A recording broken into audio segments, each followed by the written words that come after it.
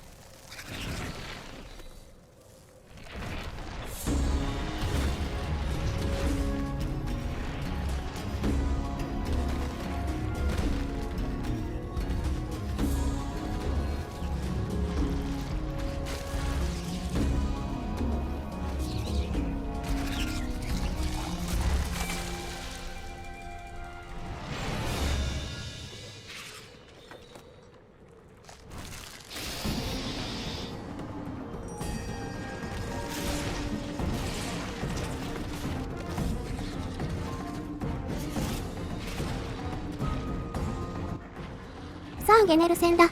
いかにも攻撃力高そうだから気をつけよう。そんなことより、さすがにアルセルタスかわいそうで、胸が痛むムービーでしたが。なーに、ゲネル戦やってたら、登場の余地なんて一切なくなるから。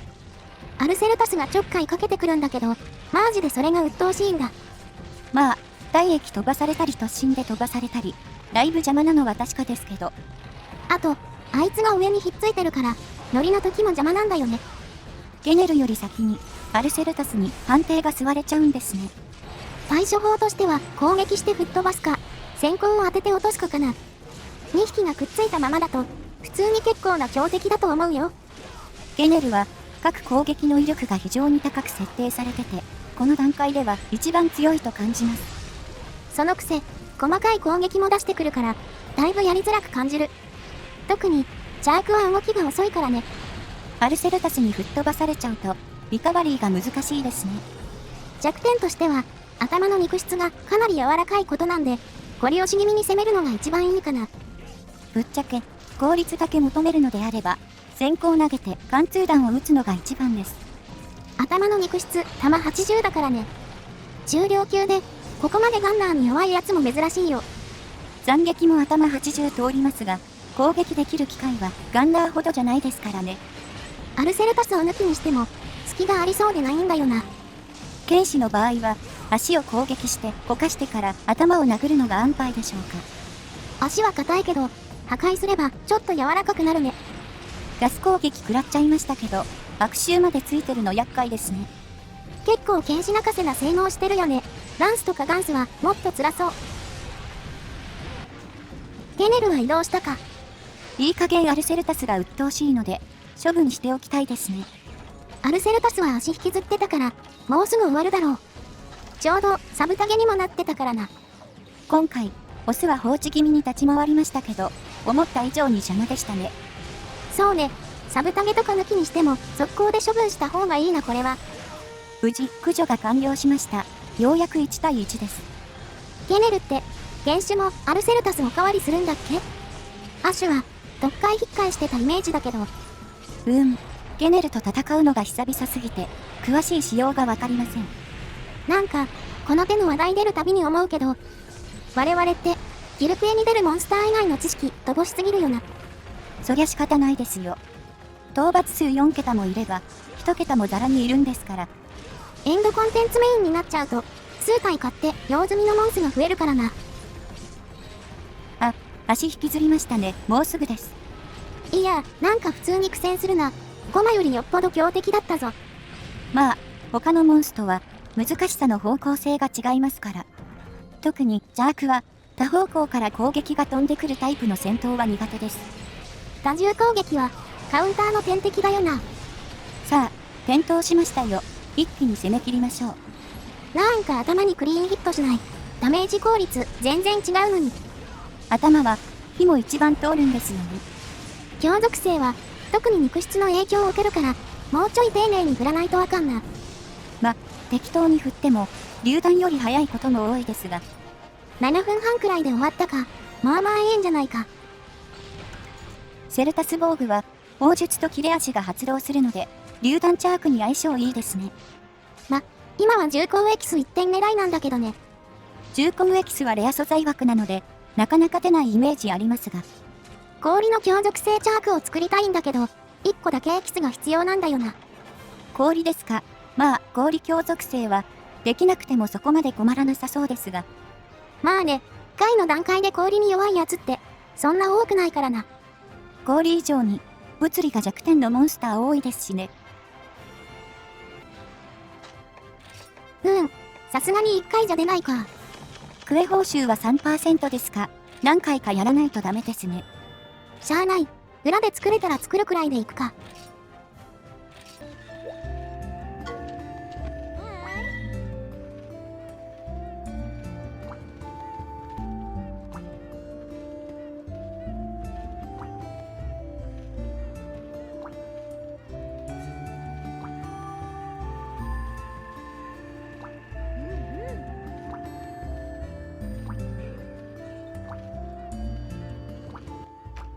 団長、本当にどっか行っちゃったな。学術院に戻ると言ってましたね。豪快で各地を放浪してる印象あるけど、意外と研究畑の人なんだよな。筆頭ハンターからも初期感度のと言われてましたしね。天空山の異変は団長に任せて、我々は調査を継続しよう。お次はジンオウガですか。なんか、急に馴染み深いやつが出てきて、ちょっとテンション上がるな。武器はフォースに持ち替えてます。しっかりお願いしますよ。任せろ。普通のオウガなら邪悪のおやつだ。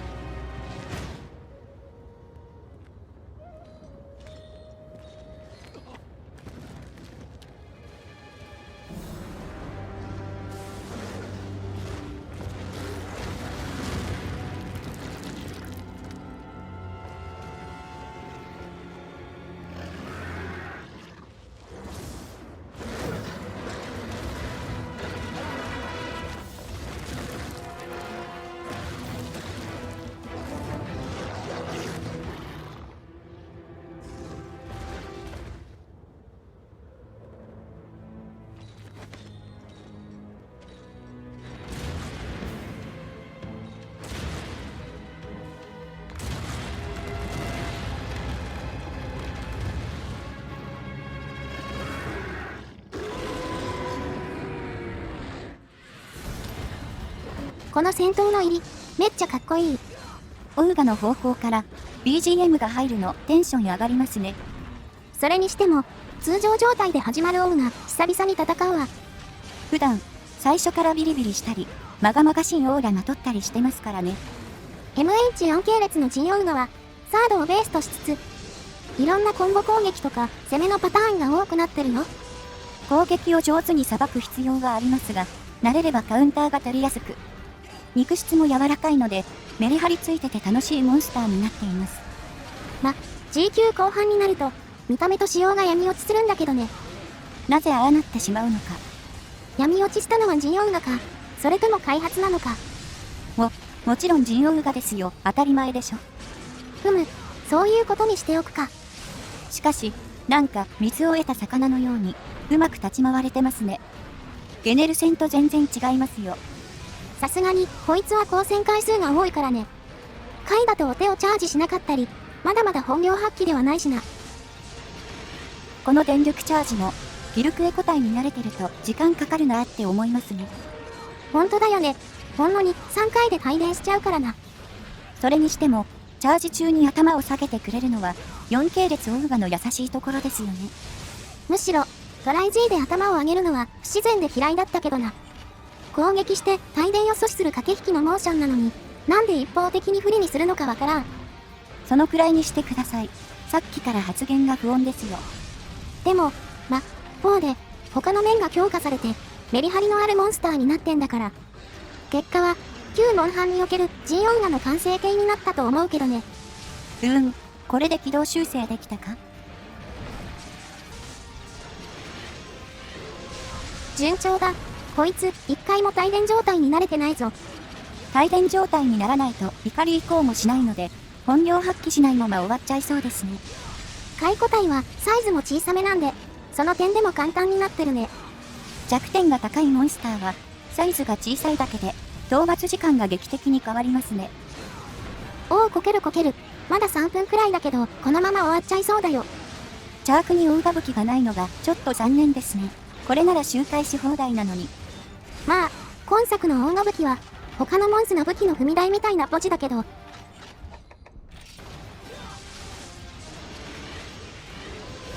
おお、終わった。5分以内でいけたか。調子良かったのもありますけど、やっぱ肉質がはっきりしてると戦いやすいですね。さて、これで調査2回目が完了だけど、例の異変については何か進展したかな？団長も気になりますが、とりあえず村長に話してみましょうか。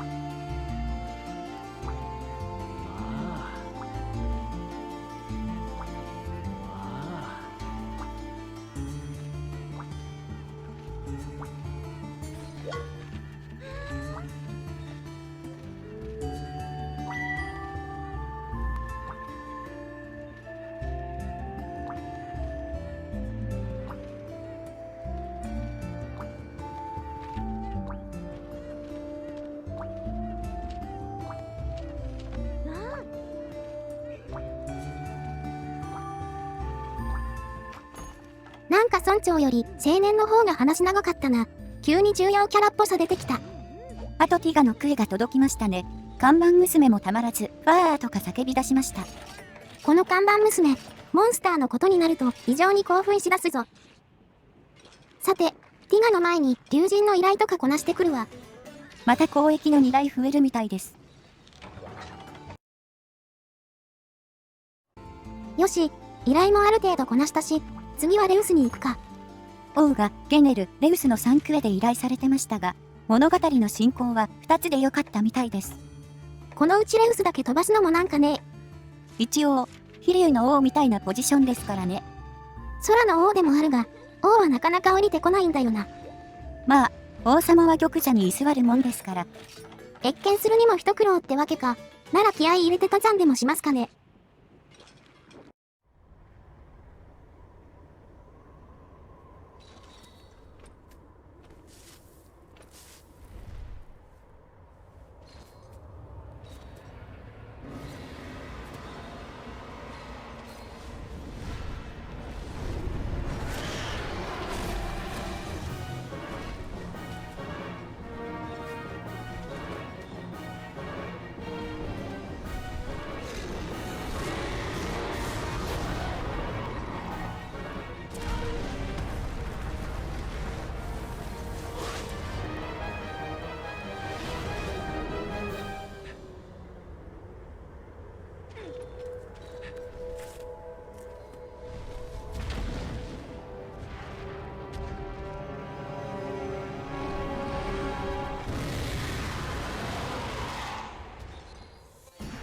満を持して登場。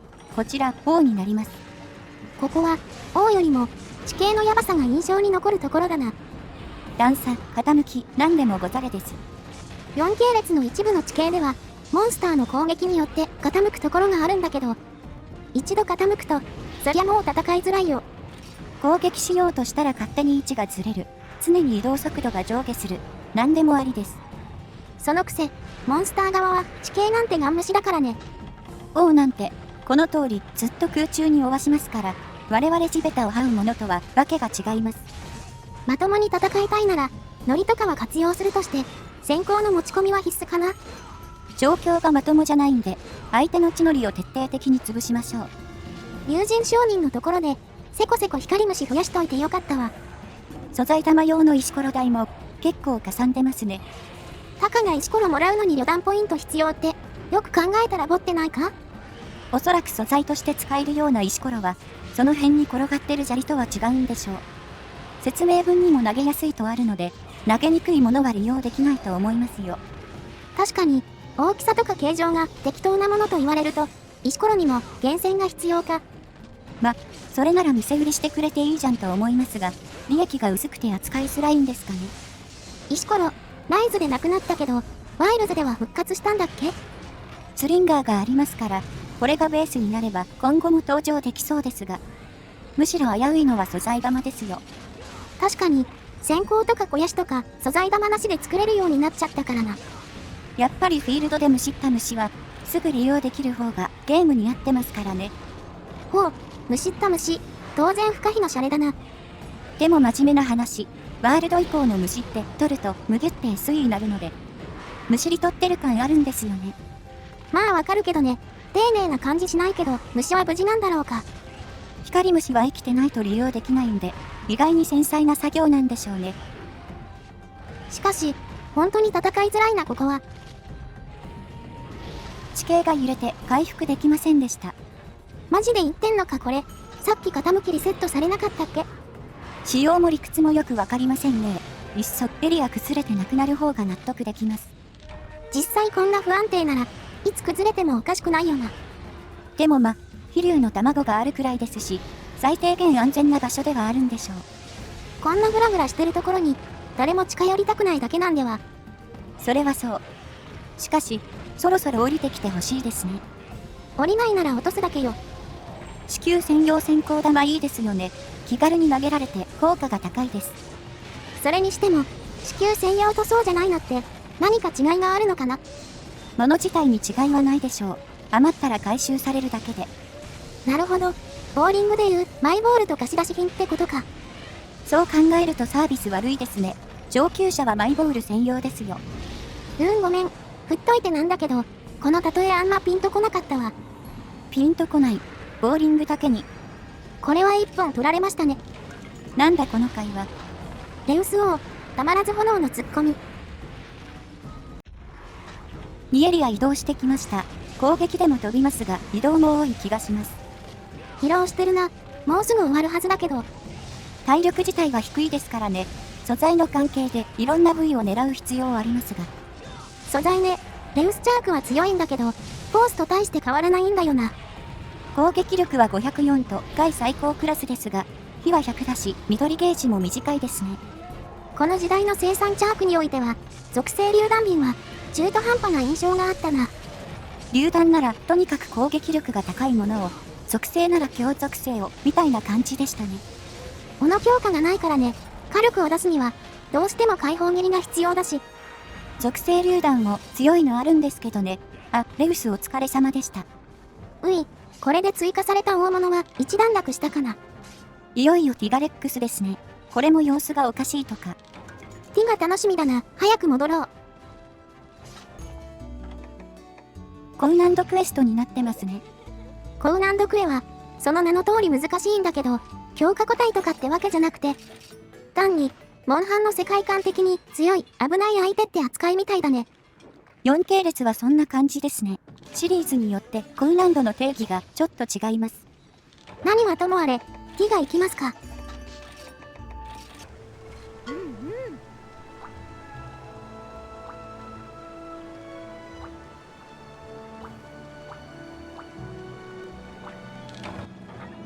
今更こんなメッセージ入るんだな。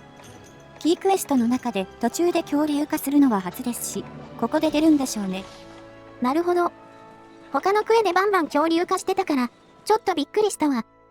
んじゃ、ティガの元に向かおう。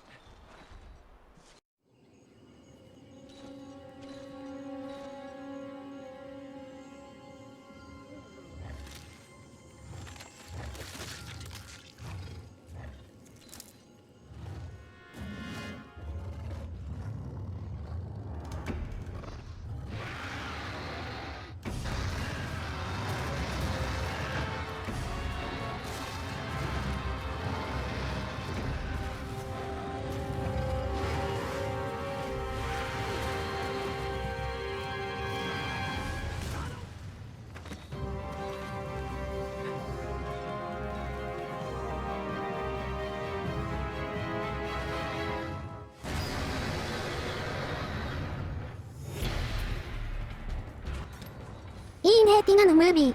やっぱ看板モンスは花があるな。ティガって風貌はすごい原始的ですけど、唯一無二の魅力ありますよね。実際人気も高いしな。参戦確定するたびに喜ばれてる気がする。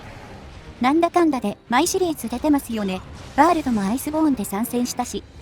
全く出てない系列ってトライとトライ G だけか。意外とちゃんと登場してるんだな。ワイルズはどうですかね。ひょっこり出てきそうではありますが。クックとかババコンガとか過去作モンス出てるし、ティガもいてほしいな。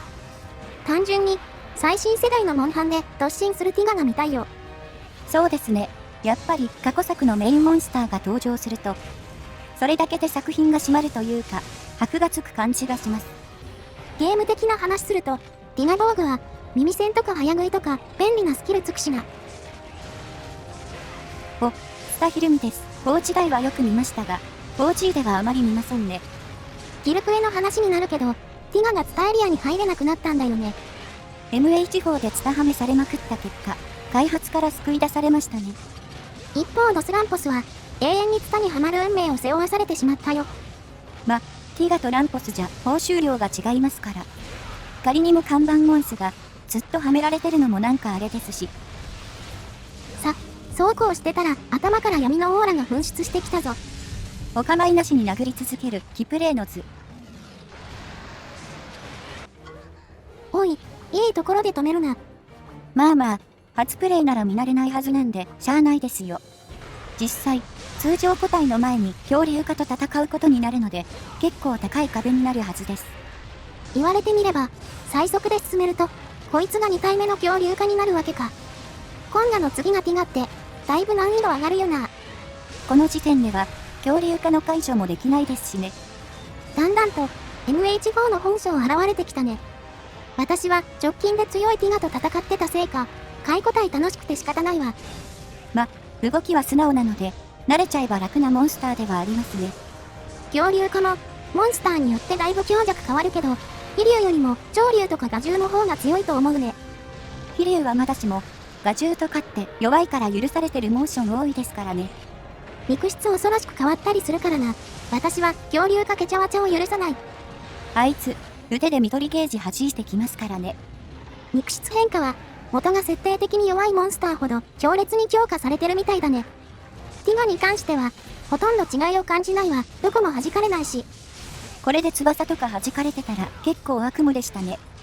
モンスターの種族によって、ウイルスとの相性とかあるんだろうな。そのうち悪夢たくさん見れますけどね。極限化って言うんですけど。回のうちくらい、極限のこと忘れようぜ。